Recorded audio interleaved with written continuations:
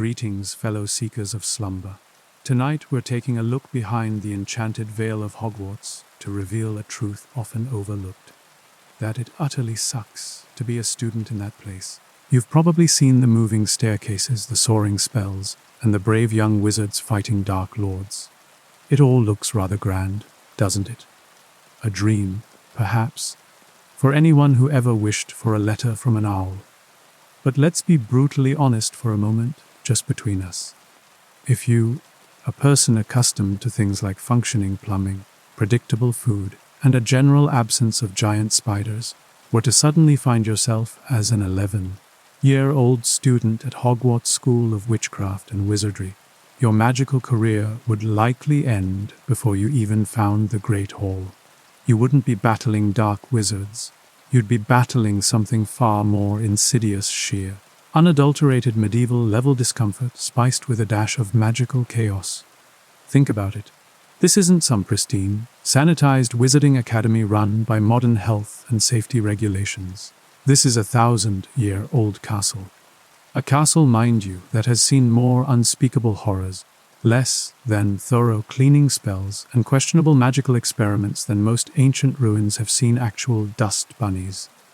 The very stones hum with ancient magic, yes, but also with ancient drafts, ancient smells, and ancient, probably magical, vermin that haven't been successfully banished since the days of the founders.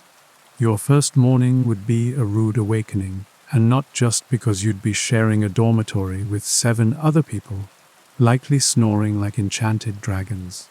You'd probably wake up stiff, cold, and desperately needing a toilet, only to realize that bathroom is a rather generous term for what Hogwarts offers. Forget privacy, forget warmth, forget anything resembling modern comfort. The grand, sweeping corridors might look impressive, but they also act as wind tunnels, funneling icy drafts directly into your allegedly cozy common room. You'd quickly discover that charming old castle is just a polite way of saying giant, drafty stone box that probably smells faintly of damp socks and old magic. The tapestries might be beautiful, but are they insulated? Unlikely. The suits of armor are certainly impressive, but do they block the wind? Not a chance. You would realize, perhaps while shivering violently during a history of magic lesson, that a place built on ancient secrets tends to prioritize arcane power over creature comforts. Your childhood dream of floating feathers and bubbling cauldrons would quickly be replaced by the more immediate, pressing need for a decent blanket and perhaps a hot water bottle that doesn't try to bite you. The magic is there, certainly, but so is the lingering aroma of centuries of unwashed socks and dragon breath, politely masked by an occasional whiff of something vaguely like burnt sugar from the potions classroom. It's truly a sensory experience, if nothing else. The Great Hall, in your mind, is probably a place of endless, shimmering feasts, right? Mountains of roasted chicken, glistening potatoes, pumpkin juice flowing like a river. You imagine sitting there, a new student, eagerly awaiting a plate of something truly magical, something that whispers of home, cooked comfort, but with an enchanted twist. Well, let me introduce you to the true magic of the Great Hall, the magic of inconsistency, baffling culinary choices, and enough unknown ingredients to make a seasoned alchemist nervous. First, the food just appears on the tables. Sounds convenient, doesn't it? Almost too convenient. Where does it come from? The house elves, bless their tireless souls, prepare it in the kitchens deep below. But the journey from kitchen to table is instantaneous and, frankly, suspicious. Is it always hot? Are there any allergens clearly marked? Is there a subtle spell involved to make questionable cuts of meat seem appetizing? You'd be staring at a giant roast, steaming invitingly, but a tiny, nagging voice in the back of your mind would whisper, "Is that actually a cow? Or did someone transfigure a particularly large gnome into tonight's main course?" And knowing your luck, it would be the latter. Consider the sheer unpredictability. One night, you might have roasted turkey and all the trimmings. The next, perhaps a mysterious, vaguely purple stew that looks like it's still trying to decide if it's soup or solid. The books mention treacle tart and pumpkin juice, But what about the unspoken horrors? The mystery meat that seems to shift subtly on your plate. The vegetables that appear to have a mind of their own. You'd be looking at a shepherd's pie, but your nose would pick up a faint, unsettling whiff of something like old parchment and desperation. Eating at Hogwarts isn't just about sustenance, it's a daily gamble, a culinary game of Russian roulette where the prize is not getting food poisoning that even Madame Pomfrey struggles to cure. And then there's the sheer volume. Mountains of food, piled high. For a single meal, how much of it actually gets eaten? What happens to the leftovers? Does it just vanish back to the kitchens? Or does it, perhaps, coalesce into some sort of sentient food, beast that roams the castle after hours, seeking vengeance for its wasted existence? You'd imagine the house elves simply poof it away, but given the castle's penchant for ancient, barely understood enchantments, it's more likely that the leftover pudding slowly becomes a new, gelatinous resident of the dungeons. You might even hear the occasional soft thump, thump, thump in the distance, followed by a faint, sticky moan. Probably nothing to worry about. Probably. Humor would come in the form of your older housemates daring you to try something truly questionable. Go on, first year, try the green stuff. It only makes you hiccup slugs for an hour, usually. Or maybe a sly comment from a third year. Don't mind the pudding. It gets a bit chatty on Tuesdays. You'd learn to eyeball every dish, to develop a sixth sense for anything that looked a little too shiny or pulsed with a faint, almost imperceptible glow. You'd become an expert in strategic plate pushing, ensuring that the most suspicious-looking items migrated subtly towards your less discerning table mates. After all, survival of the fittest applies even to magical dining halls. The feasts, while grand, are also communal. Imagine hundreds of students, all reaching, grabbing, and potentially coughing over the same serving dishes. Cross-contamination, a very real magical hazard. And while they have goblets for drinks, are those ever truly clean?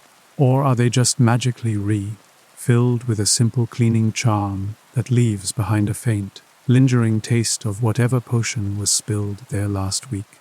You'd develop a habit of subtly wiping down your cutlery on your robes, a small, desperate act of self-preservation in a world where hygiene is a concept as foreign as thermostat control. The magic can provide warmth, but it can't, apparently, provide a consistently clean fork. It's a miracle anyone makes it through the first year without a perpetually upset stomach. The sheer unpredictability of the menu would lead to creative coping mechanisms. Perhaps you'd always stash a bit of bread in your pockets, just in case dinner was a sentient mushroom dish. Or you'd learn to trade your least favorite mystery casseroles for extra helpings of mashed potatoes with the Hufflepuffs. The social dynamics of food distribution would become a complex web of alliances and subtle negotiations. I'll give you my suspiciously lumpy gravy if you give me your slightly less suspicious-looking sausage. It would be a bartering system as old as time, but with slightly higher stakes, because the alternative might be genuine hunger, or something worse, like eating a vegetable that turns out to be a cleverly disguised mandrake root. And even if the food was fine, what about the table manners?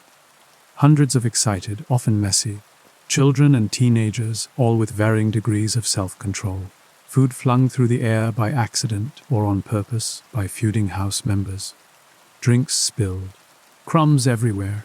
The house elves might clean it up with a snap of their fingers, but the interim chaos. It's a sensory overload. You'd quickly realize that the most powerful magic in the Great Hall isn't in the spells, but in the sheer willpower it takes to eat a meal without flinching or questioning every single bite. After all, if the food fights back, is it still food? Or is it a hostile magical encounter? That's a deep philosophical question you'd often ponder while chewing. Once you've somehow managed to stomach breakfast in the Great Hall, or at least strategically move it around your plate until it looks like less of a threat, your next challenge as a Hogwarts student begins the moment you step into your dormitory. Forget cozy, charming rooms with fluffy pillows and personal space.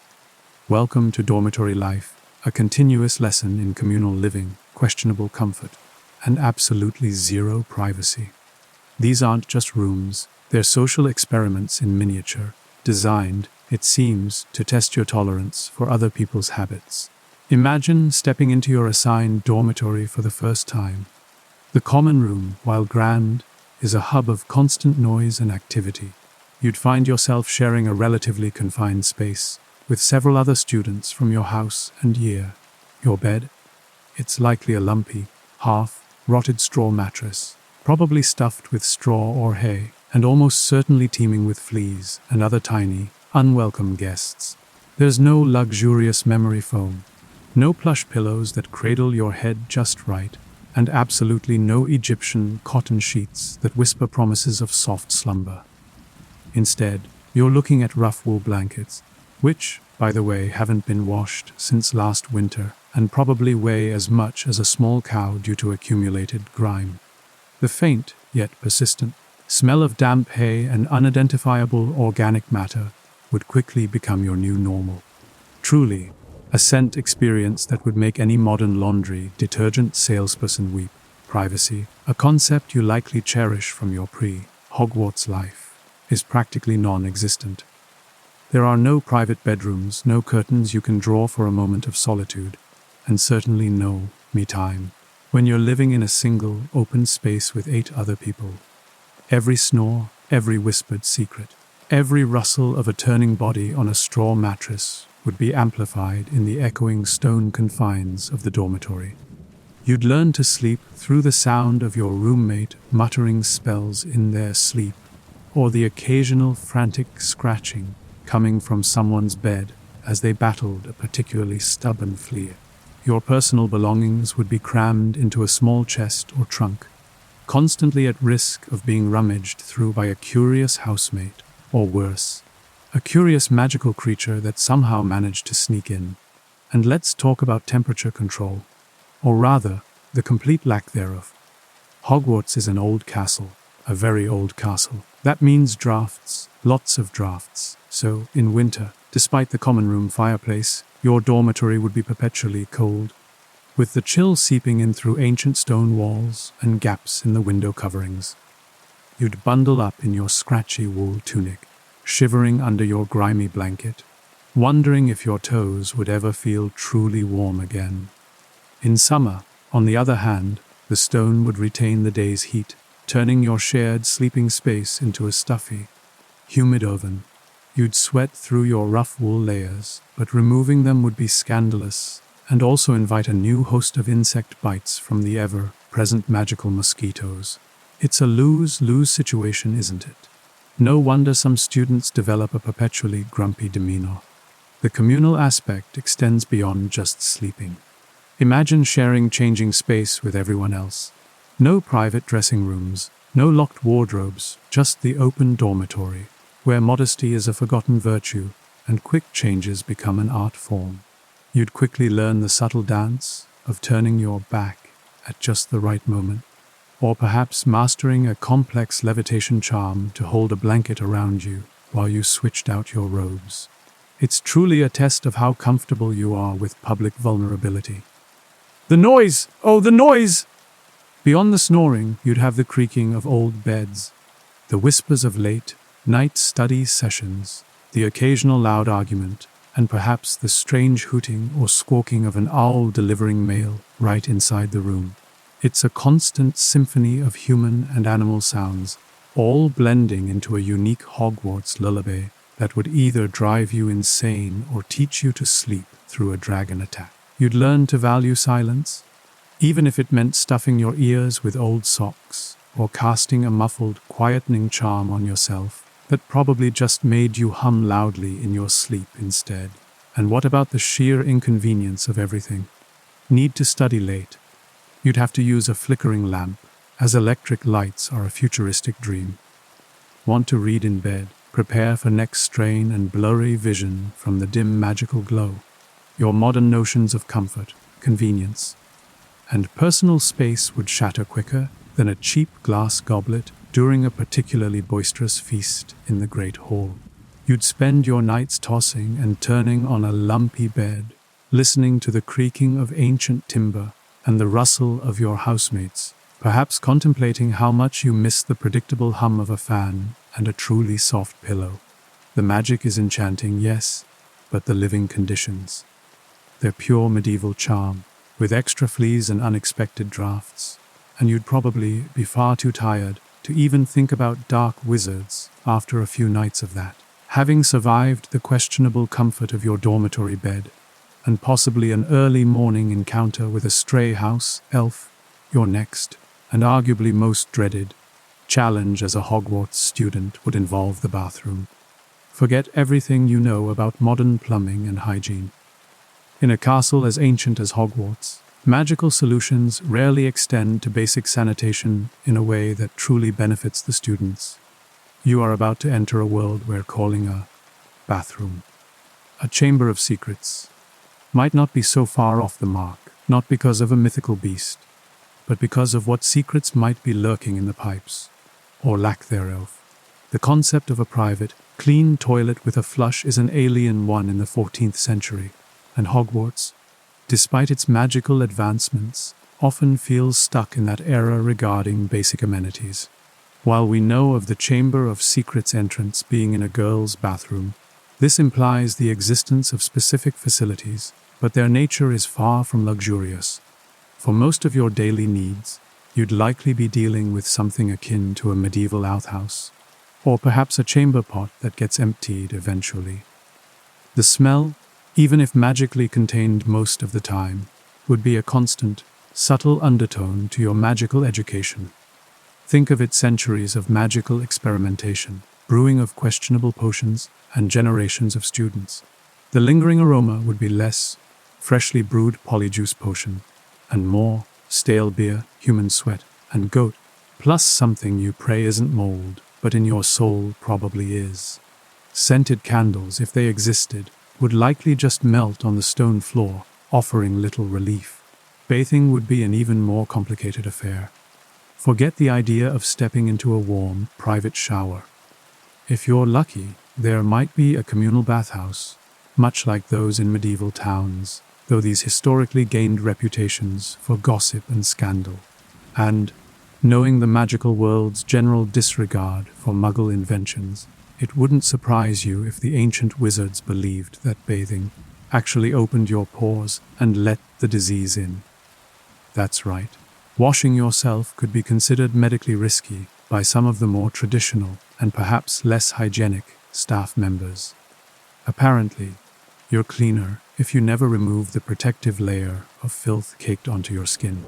So, you'd either rarely bathe or face a full production involving hauling water, boiling it over a fire or magically heating it, which surely would carry its own risks of accidental explosion, filling a leaky wooden tub and praying no one else used it before or after you. It certainly puts a different spin on prefect's bathroom, doesn't it? It sounds luxurious, but is it truly sterile? Probably not. And toilet paper, a concept yet to be invented, or perhaps simply deemed unnecessary by the magical world's ancient traditions. You'd likely be reduced to using whatever scratchy, uncomfortable material was available, whether it be straw leaves, rags, or moss. Or, if you're feeling particularly indulgent, a scrap of old wool. This detail alone would make you yearn for the simplest Muggle comfort. A stark reminder that magic doesn't solve all problems, especially the deeply personal ones. It might also explain why handshakes weren't as popular then, or why wizards always seemed to prefer gestures and bows. One slip on a wet stone path and you're face first in humanity's leftovers, medieval style. Not exactly the dignified start to your magical career you envisioned. Even within the context of a magical school, the realities of such rudimentary hygiene would create constant, subtle discomfort. You'd find yourself constantly itching, not just from your rough wool robes, but from the inevitable presence of fleas and lice that everyone, from nobles to monks, seemed to suffer from in medieval times. Your scalp would become a battlefield of bites. And if a rash developed, too bad. There's no magical dermatologist or hydrocortisone. You'd simply suffer, hoping it wasn't scabies, or worse, some strange magical affliction that made your skin sprout tentacles. So, while the grandiosity of Hogwarts is undeniable, the quiet truth is that your daily life would be a constant battle against basic discomforts. You'd spend your days learning to cast powerful spells, but your nights would be punctuated by the quiet desperation for a clean bed, a private bathroom, and perhaps a functioning bar of soap that doesn't just magically vanish into thin air.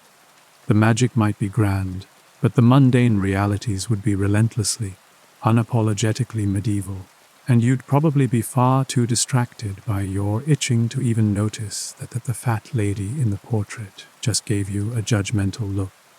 After grappling with the realities of medieval hygiene, your next grand challenge as a Hogwarts student would be a constant, unsettling dance with health and wellness, or rather, the distinct lack thereof.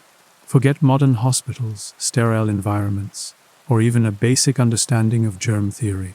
In this magical school, medicine is less about science and more about polite torture, bizarre remedies, and a hefty dose of wishful thinking, all overseen by Madame Pomfrey, who, bless her heart, is working with what she's got. Imagine waking up with a cough. In the Muggle world, you might pop a lozenge or visit a doctor for a diagnosis.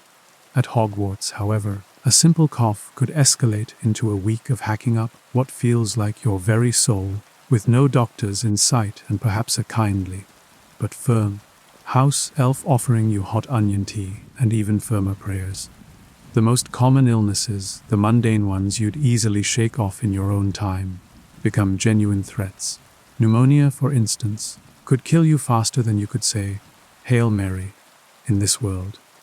You'd be battling not just the illness, but the prevailing belief that disease comes from bad air or worse, from God being annoyed with your moral failings. Got a stomach ache?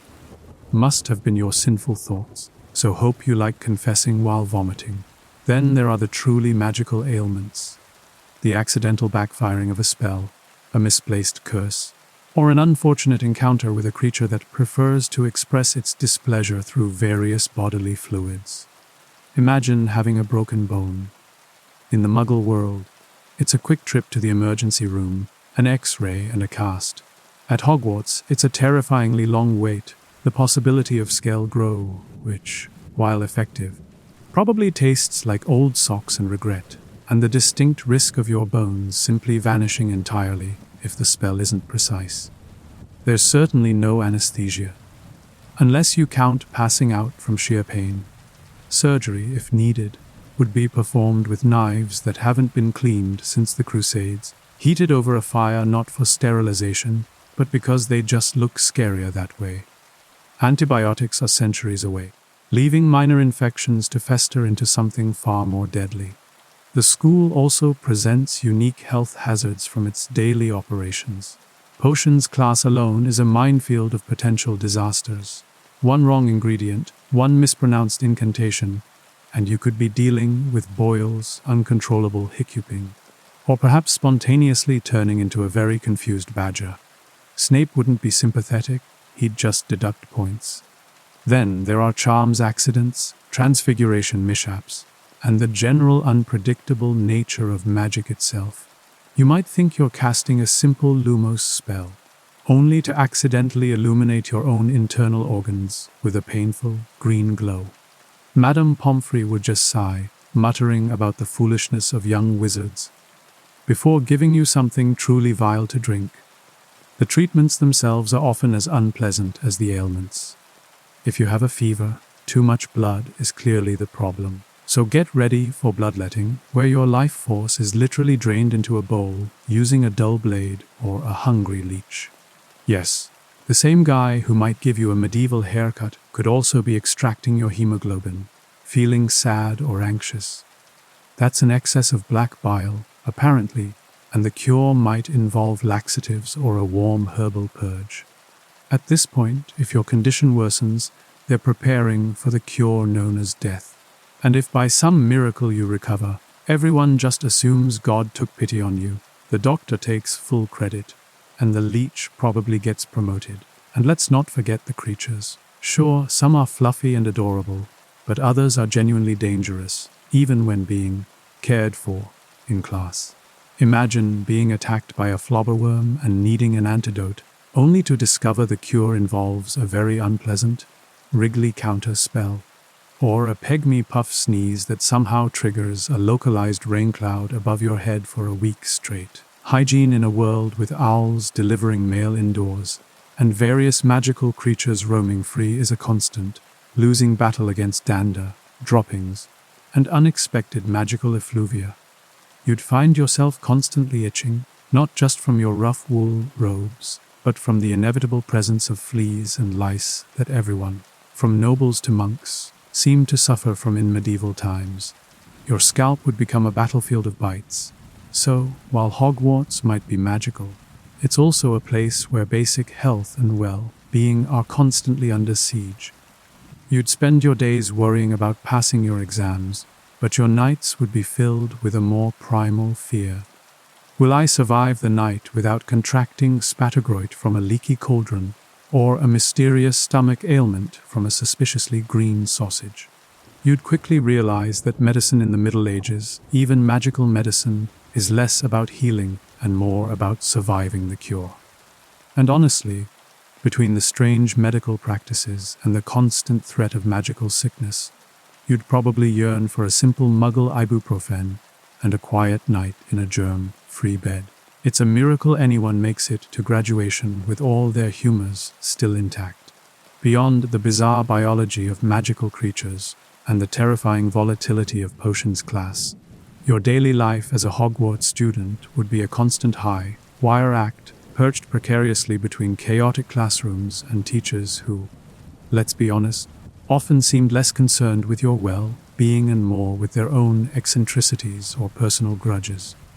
Forget the comforting image of a gentle, wise mentor at Hogwarts. Many classes are less about learning and more about surviving the lesson. Consider potions class. This isn't your average chemistry lab with safety goggles and fire extinguishers.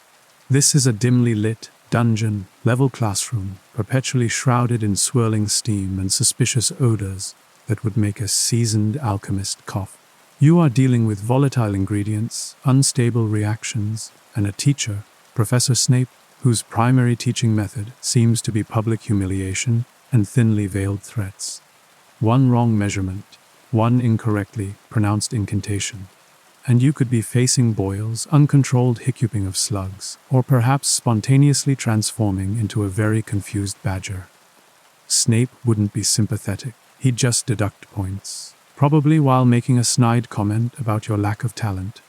It's less a lesson and more a constant, low-grade terror, where the goal isn't necessarily to brew a perfect potion, but to simply avoid dissolving your cauldron or yourself. Then there are classes involving magical creatures. Care of magical creatures might sound whimsical, until you realize you're dealing with actual, live animals that range from the mildly mischievous to the genuinely deadly.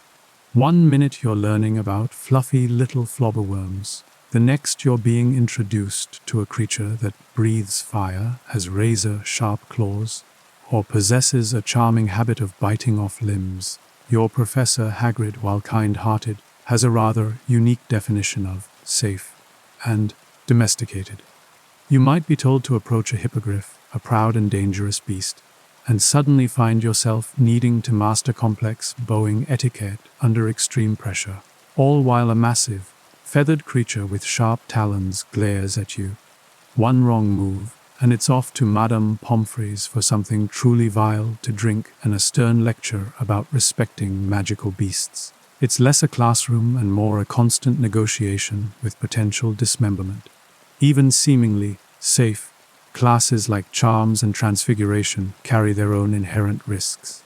A misfired charm could send your desk flying across the room, turn your hair purple for a week, or cause a small, localized rain cloud to follow you everywhere.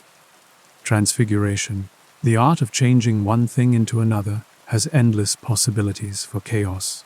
Imagine trying to turn a match into a needle, only to accidentally turn it into a tiny, angry, self-aware porcupine. Professor McGonagall, while brilliant, is also terrifyingly strict, and her disapproving stare could probably turn you to stone faster than a basilisk. The pressure to perform, To not make a mistake that could have explosive or embarrassing consequences is immense. It's a miracle anyone makes it through the first year without a perpetually upset stomach from the constant anxiety of accidental self-transfiguration. And let's not forget the teachers themselves. Beyond the clear dangers of a class like Defense Against the Dark Arts, where you might face anything from boggarts to actual dark magic practitioners, there are the more subtle, but equally unsettling dangers. Professors with questionable pasts, teachers who seem to actively dislike you, or those who simply vanish mysteriously halfway through the year. The faculty is a collection of brilliant, often eccentric individuals, some of whom seem to have a tenuous grasp on classroom management or student safety.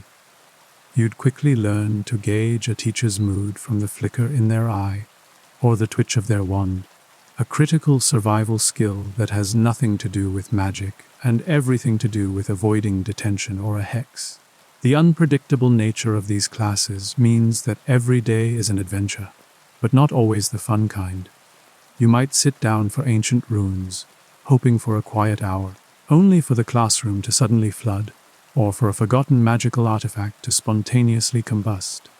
The castle, too, seems to be a willing participant in the chaos, with its moving staircases that seem to enjoy playing pranks on unsuspecting first years, and corridors that randomly decide to disappear. You'd spend your days not just learning magic, but constantly adapting to a world where danger is always a miscast spell away, and your teachers might just be too busy arguing about the precise definition of levitation to notice that your desk is slowly turning into a small, grumbling troll. It's a learning environment that certainly builds character, if not consistently positive magical skills. Beyond the ever-present threat of magical ailments, your life as a Hogwarts student would be a constant, jarring clash with the sheer absence of anything resembling modern convenience. Imagine, if you will, living in a 1,000-year-old stone castle that, while enchanting in theory, operates with a stubborn adherence to ancient traditions rather than practical comfort. The lack of modern amenities would be less a whimsical quirk and more a relentless, chilling reality that makes you question why anyone would voluntarily attend a school where the wind howls louder than your stomach. Let's start with climate control. In the Muggle world, you adjust a thermostat and magic, or rather electricity, does the rest. At Hogwarts, forget it. You are living in a giant, very enthusiastic wind tunnel with a roof that, while picturesque, sags, leaks, and occasionally lets in local wildlife. The walls are so thin, you could probably hear a bird sneeze from outside, and there's no insulation unless you count a small hole stuffed with animal skin. In winter, the inside temperature of your home is usually just a polite couple of degrees above whatever the weather is doing outside. So, if it's freezing outdoors, it's politely slightly less freezing inside. Congratulations. Nights would be the worst, with darkness swallowing everything and the wind howling like an angry ghost. The fire in the hearth, while doing its best, mostly just roasts the toes of whoever is sitting closest, if you're on the other side of the room. You might as well be camping outside with worse snacks. You'd shiver through lessons, huddle in common rooms, and spend your nights wondering if your toes would make it to spring. The concept of a simple fan or a warm radiator would become a luxurious, impossible dream. Then there's the absence of electricity. No electric lights mean everything is illuminated by flickering candles, torches, or the occasional, unreliable magic orb. Reading in the library would be a strain on your eyes, and navigating the castle at night would be a treacherous dance with shadows, creaking floors, and potentially grumpy ghosts. Forget charging your phone if you even had one. It wouldn't work anyway, thanks to all the magic interfering with Muggle technology. Imagine being cut off from all your digital comforts, your social media, your endless streaming entertainment. You'd be forced to resort to, reading books made of actual paper, or even worse, talking to your classmates. It's enough to make a modern teenager spontaneously combust from sheer boredom. And let's not overlook the basic creature comforts of a home. No modern beds mean straw mattresses that crunch and poke with every movement. Forget luxurious bedding. You'd be sleeping on sacks stuffed with hay or straw, possibly with a few old rushes thrown in for good measure, and, as a bonus, some fleas for extra company. Every toss and turn in the night would bring a delightful soundtrack of crinkling straw and the occasional sharp jab from a rogue stork. You'd wake up stiff, itchy, and with a persistent faint odor of barnyard. The luxury of privacy, absolutely not. Warmth, not really. Character building, definitely. The bathrooms, as we discussed, are a horror show, but extend that to general hygiene. No proper showers, unreliable hot water, and a prevailing belief that too much washing might actually make you sick. You'd likely smell like a mix of smoke, sweat, and whatever strange potion residue clings to your robes. And everyone else would too. Nose blindness, or rather, selective nose awareness, would become a vital survival skill. Imagine navigating crowded corridors and classrooms, surrounded by hundreds of unwashed students and staff, all emitting a unique blend of ancient castle funk. Even seemingly minor things would become major inconveniences. No ready access to clean, safe drinking water means you'd be drinking weak ale for breakfast. Or perhaps, if you're brave, lukewarm water from a leather flask that tastes suspiciously of saddle leather and regret. Forget delicious, varied meals, you'd be dining on pottage, a thick, gloopy stew that's been simmering for days, sometimes weeks, with new ingredients just dumped on top of the old ones. The bread is so hard it could deflect arrows. It's a culinary experience that tests your gag reflex more than it delights your taste buds. The entire environment would be a constant assault on your modern sensibilities.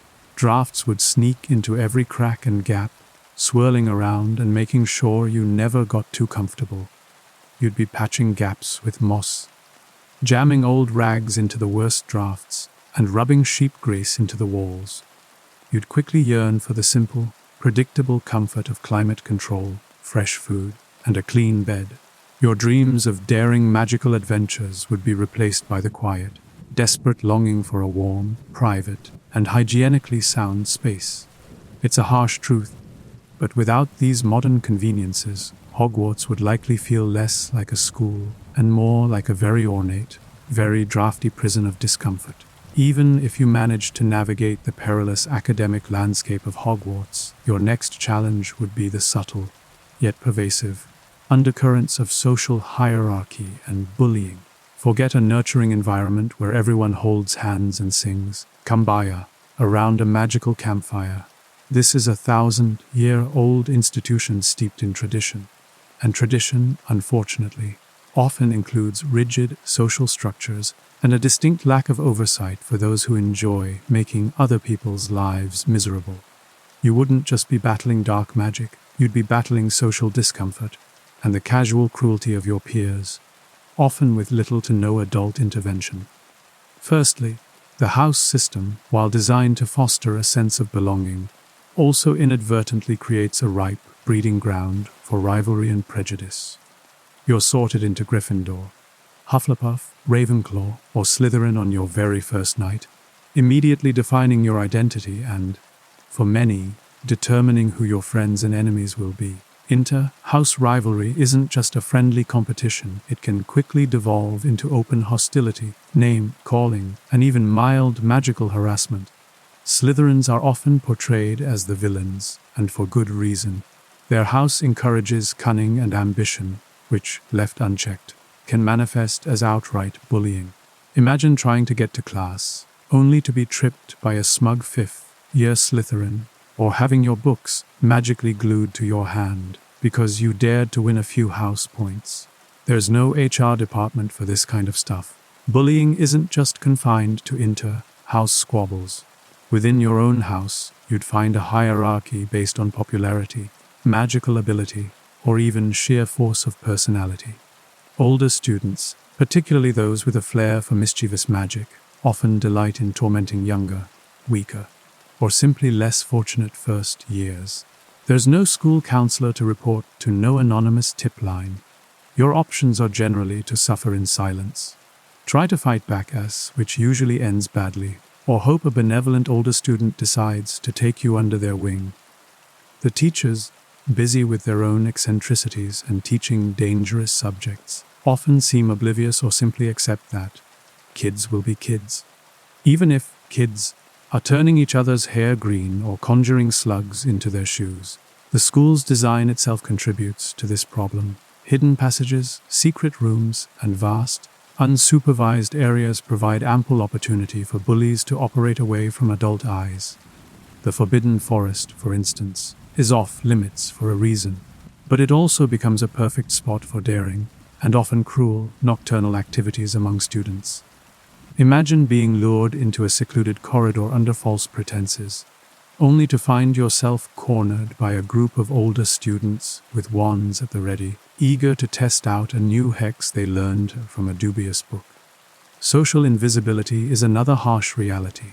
If you're not a star Quidditch player, exceptionally brilliant, or linked to a famous wizarding family, you might find yourself largely ignored.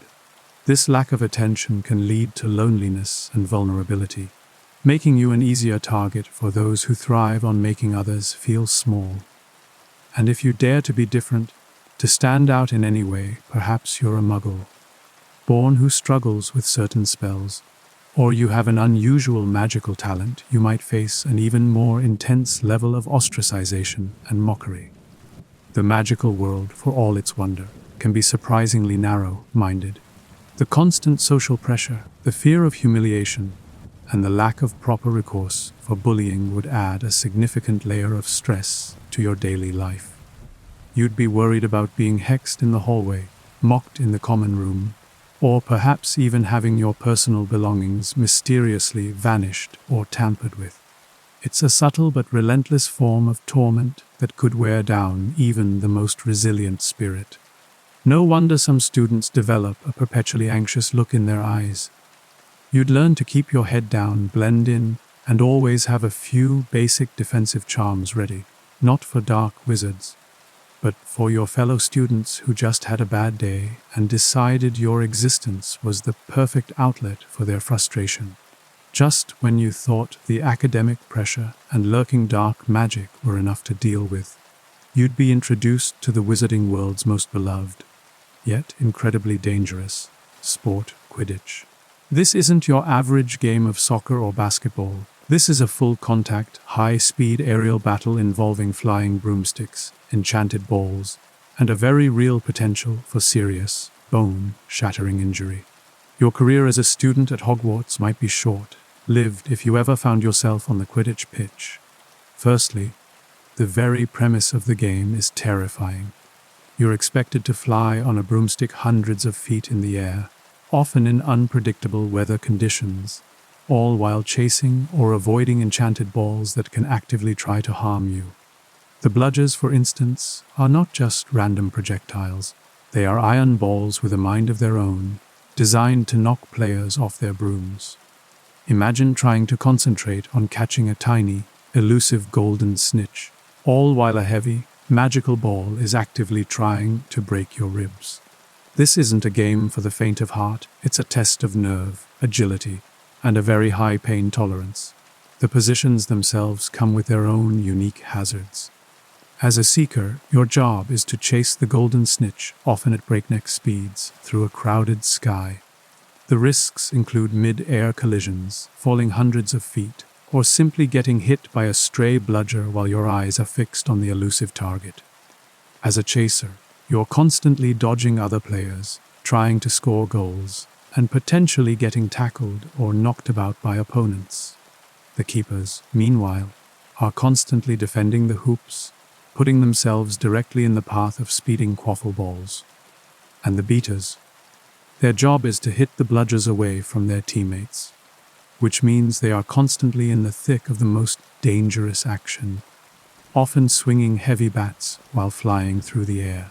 It's a miracle anyone makes it through a full match without a trip to Madame Pomfrey's. And speaking of Madame Pomfrey, her services would be in high demand during Quidditch season. Broken bones are a common occurrence, and while she can regrow them with skill, the process is, by all accounts, incredibly unpleasant. Beyond broken bones, Imagine the concussions from hitting your head on a goalpost, the sprains from frantic dodging, or the internal bruising from a particularly aggressive bludger hit. The game is physically brutal, with players often falling from great heights or colliding with each other at alarming speeds. You'd probably see more students leaving the pitch on stretchers than walking off triumphant. It's less a sport and more a gladiatorial spectacle, just with more feathers and less actual lion attacks. Probably. The weather conditions during matches also add another layer of danger. Imagine playing in a torrential downpour, with visibility reduced to almost nothing, or in freezing temperatures where your broomstick might get slick with ice. A sudden gust of wind could send you spiraling, or a patch of fog could conceal an oncoming bludger. The elements are as much an opponent as the other team, making every match a battle against nature itself. It's a sport that demands not just magical ability, but a reckless disregard for personal safety, and the social pressure to perform. Immense. Quidditch is more than just a game at Hogwarts, it's a religion. Every student follows the matches with fervent passion, and the players are revered figures. Imagine the humiliation of fumbling a catch, missing a goal, or worse, falling off your broom during a match. The cheers would turn to groans, and your reputation might be ruined for the rest of the year. The pressure to win, to bring glory to your house, would be a heavy burden on your shoulders. Compounding the very real physical dangers of the game, the constant risk of serious injury, and the immense pressure to perform would make Quidditch less of a fun pastime and more of a terrifying obligation. You'd spend your practices dodging enchanted balls, and your matches trying to avoid a catastrophic fall, all while the crowd roars and your classmates silently judge your every move. It's a game where every player is one bad landing away from becoming a permanent resident of the hospital wing, or worse, needing a limb entirely regrown. So, while the thought of soaring through the air on a broomstick might sound exhilarating, the reality of Quidditch at Hogwarts is a constant, terrifying reminder that sometimes magic can be just as brutal as any mundane physical sport. Even if you manage to survive the high-flying chaos of Quidditch, another subtle but profound challenge of being a Hogwarts student would quickly set in: the pervasive isolation from the outside world. This isn't just about being in a remote castle, it's about a near total blackout from your family, friends, and everything you once knew about daily life. Forget FaceTime calls or quick texts. Communication with the Muggle world is practically non-existent, turning your magical education into a self-imposed, year-long exile. Firstly, electronic communication is a non-starter. Mobile phones, laptops, and anything with a screen would instantly malfunction due to the high levels of magic permeating the castle. Imagine the horror of a modern teenager realizing their smartphone is nothing but a useless brick, unable to connect to the internet, social media, or even send a simple message. Your lifeline to the outside world, to your family, your Muggle friends, and all the comforts of home would be severed on arrival. This isn't a temporary digital detox. It's a forced, indefinite disconnect, leaving you feeling adrift and cut off from your previous life.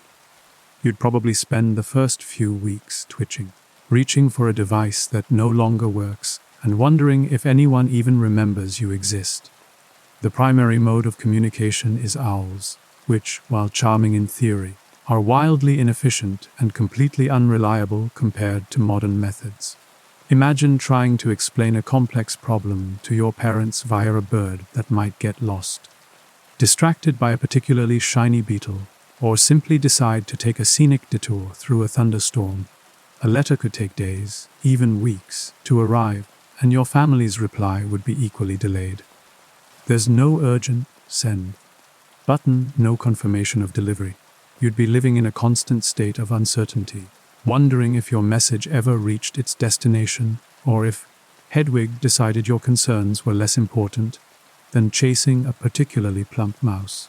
This snail's pace of communication would make any minor worry feel like a looming catastrophe.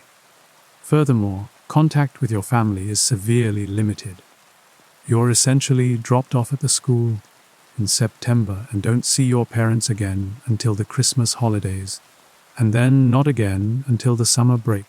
That's months without direct, immediate contact.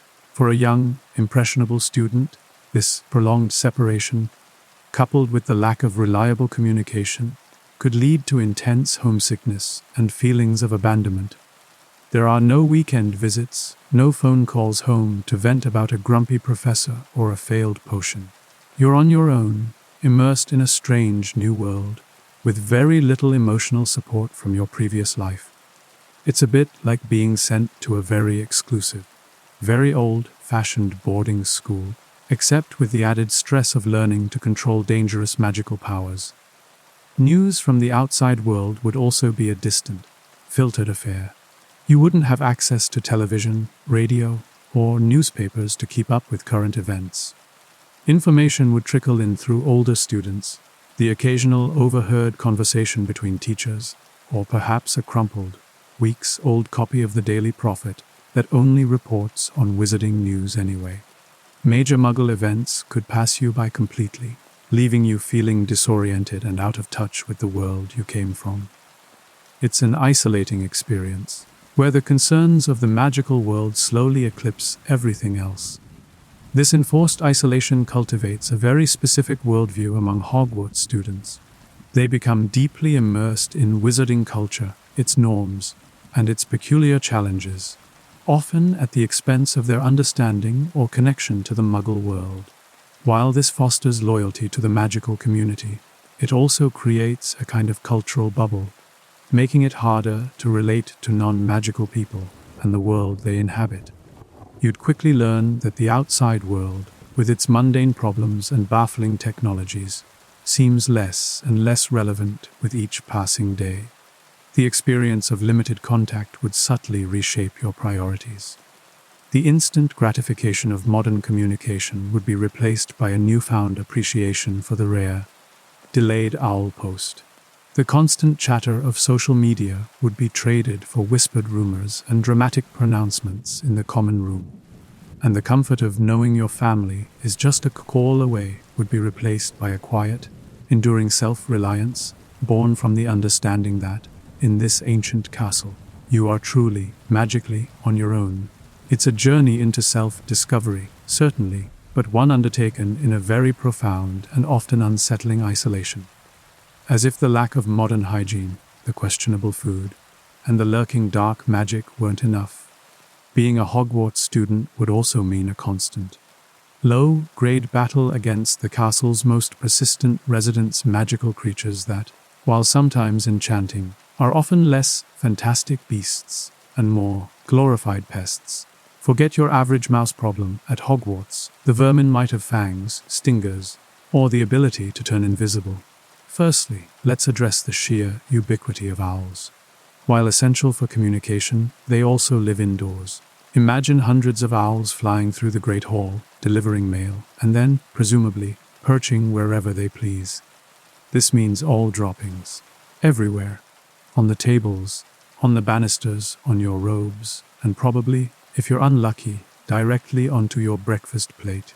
The faint aroma of stale owl pellet would become an inescapable part of the Hogwarts experience. A constant reminder that cleanliness is a secondary concern in a world where winged messengers are preferred over Muggle post. It's a miracle anyone eats without constantly shielding their head. Then there are the less charming, but equally persistent, creatures. The ghosts, while not physically harmful, are a constant presence. Imagine trying to concentrate during a lesson only to have a mournful ghost float through your desk, sending a chill down your spine and making your quill fall to the floor. Or trying to sleep while nearly headless Nick complains about his partial decapitation right outside your dormitory door. They're a nuisance, a distraction, and a constant drain on your already frayed nerves. You'd quickly learn to develop a 1,000-yard stare, looking right through them as if they were just another draft in the ancient castle.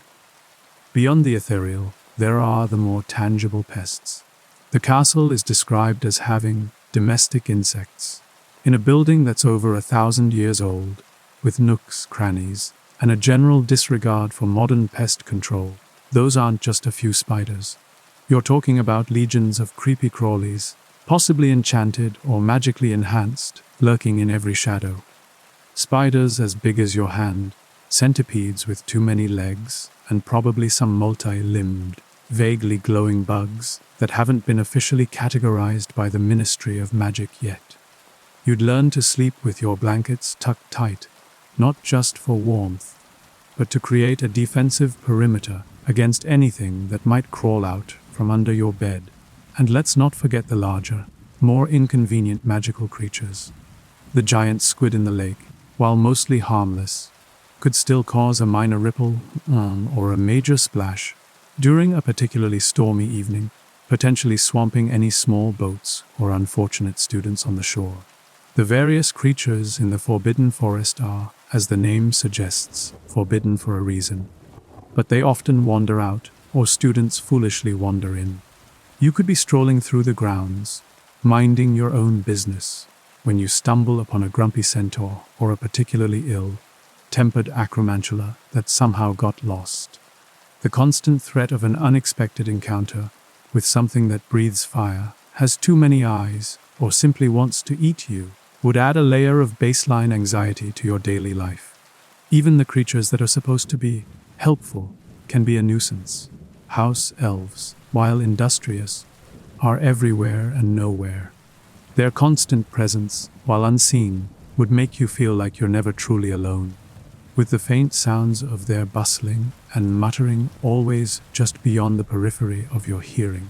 And let's not forget the less than charming habits of the animals brought into the castle. Imagine the smell of your neighbor's goat, or a very confused goose sharing the dorm, adding their own unique aroma to the mix. Your entire living space would be a fragrant symphony, a subtle blend of stale beer, human sweat, goat, and something you pray isn't mold, but in your soul probably is. It's a testament to the students' resilience that they don't all carry around air-freshening charms. So, while the idea of living among magical creatures sounds enchanting, the reality is far grimmier and more chaotic. You'd spend your days learning to cast powerful spells, but your nights would be spent battling literal pests, dodging invisible entities, and trying to sleep through the symphony of the castle's strange and unsettling residents. It's a constant reminder that even in a world of wonder, the mundane and often disgusting realities of coexisting with a myriad of creatures would be a daily struggle. And you'd probably develop a lifelong aversion to anything that flies or leaves unexpected presents on your pillow. Beyond the discomforts, the dangers, and the general lack of modern amenities, perhaps the most uniquely challenging aspect of being a Hogwarts student is the subtle, yet pervasive, burden of prophecy and destiny. Unlike normal schools, where your biggest concern is passing a test or avoiding detention, at Hogwarts, your very existence might be tied to some ancient prophecy, a looming Dark Lord, or a grand, cosmic battle between good and evil.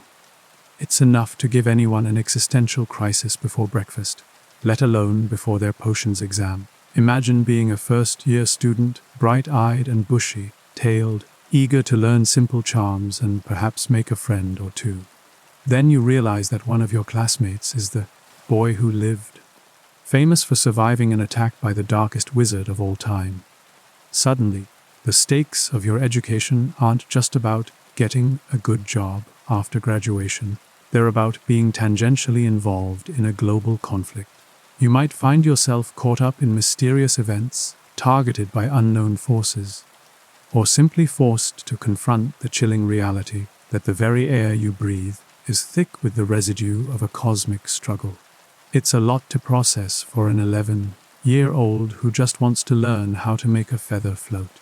The constant whispers of, "Hey, who must not be named," or "the Dark Lord," create an atmosphere of low-grade paranoia that permeates the entire school. Even if you're not directly involved in the main plot, you're constantly aware of the lurking evil. Imagine sitting in the Great Hall, eating your dubious pottage, while older students or even teachers whisper about strange happenings, disappearances, or chilling signs that the dark forces are stirring. It's enough to make you lose your appetite, even for magically appearing food. You'd develop a habit of glancing nervously over your shoulder, always scanning for anything out of place, a subtle glow of dark magic, or a sudden chill in the air that has nothing to do with the drafty castle. This constant threat isn't just external. The very nature of Hogwarts, with its hidden chambers, forbidden forests, and ancient artifacts, means that danger can arise from within. You could stumble upon a cursed object in the library, accidentally unleash a long, dormant magical creature, or find yourself trapped in a secret passage with a shadowy figure. The line between academic pursuit and mortal peril is often blurred. You might be researching an essay on ancient runes, only to discover that the very book you're reading is somehow tied to a dark prophecy, making your homework a life-threatening endeavor. It's truly a unique blend of scholarly pressure and impending doom. The teachers, while generally trying to protect you, are also part of this problem. They are often burdened by their own secrets, their own pasts, and their own roles in the grand narrative. Some are too secretive, some are too trusting, and some are just plain incompetent when it comes to safeguarding students from destiny. You might find yourself relying on your own wits and the dubious help of your equally confused classmates, rather than the seemingly overwhelmed or preoccupied adults around you. It's less like a traditional school and more like a very dangerous, very long-running play where you've been forced into an uncredited, high-risk supporting role. And then there's the expectation, even if you're not the chosen one. The magical world, particularly Hogwarts, seems to expect every student to be a potential hero or a defender of the light.